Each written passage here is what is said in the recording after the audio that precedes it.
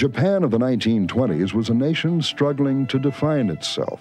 On the surface, the country bustled with all the activity of a modern industrialized state.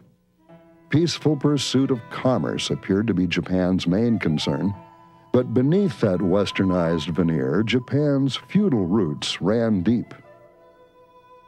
Ancient traditions clashed with modern values, creating a schizophrenic culture that would ultimately lead Japan to ruin.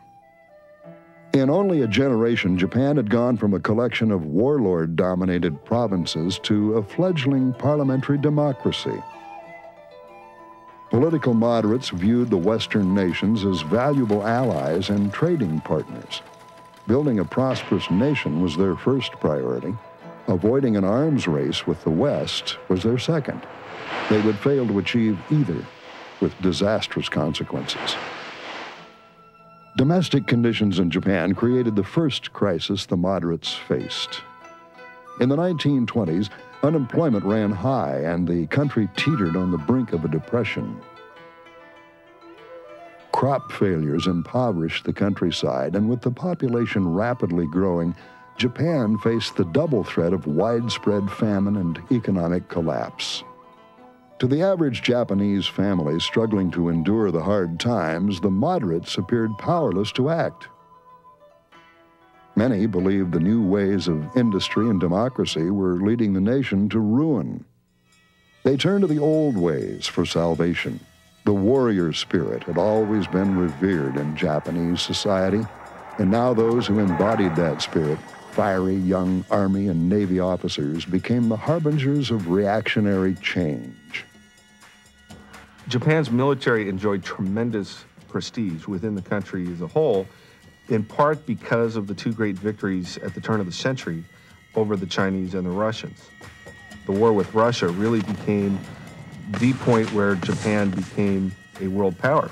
The reactionaries in the Japanese military realized that the country was in trouble, but they had the solution, or at least they thought they did.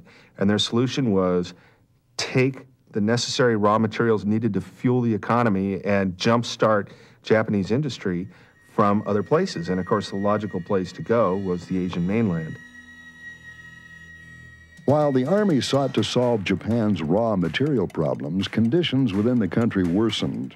As they did, the influence of the reactionaries penetrated deeper into the country's social fabric.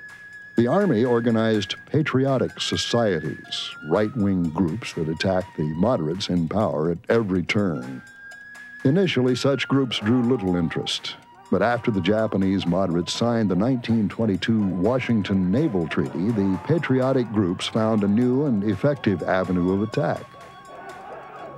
The Washington Treaty was meant to guarantee the peace for a generation, but what it really did was set the stage for Pearl Harbor, because there was a clause within the Naval Treaty that limited the Japanese force size to about 60% of the Western navies. That caused a rift within the Imperial Navy's officer corps that the reactionaries exploited and eventually used to take control of the Navy's general staff. And those reactionaries were the ones who were later pushing for war in the 1930s. As the 1920s drew to a conclusion, the clash between the old ways and the new was rapidly reaching a crisis point. In 1929, the worldwide depression struck Japan particularly hard. Many came to see the Army as their only hope, Japan's only true agent of reform. That misguided hope would ultimately cause millions to die. With the support of the people vested in the Army, not the discredited moderates, the reactionaries grew strong and bold. The Army reorganized Japanese society along military lines. Japanese boys were taught to imitate the martial code of the samurai.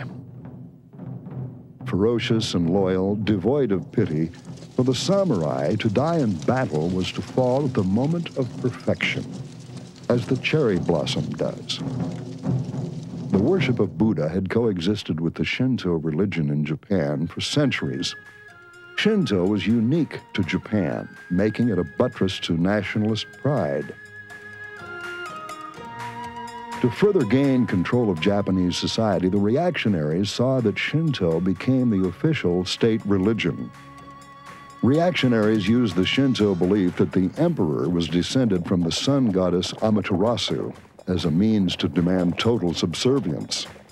The mystic belief that through him the Japanese race was destined for conquest was systematically propagated.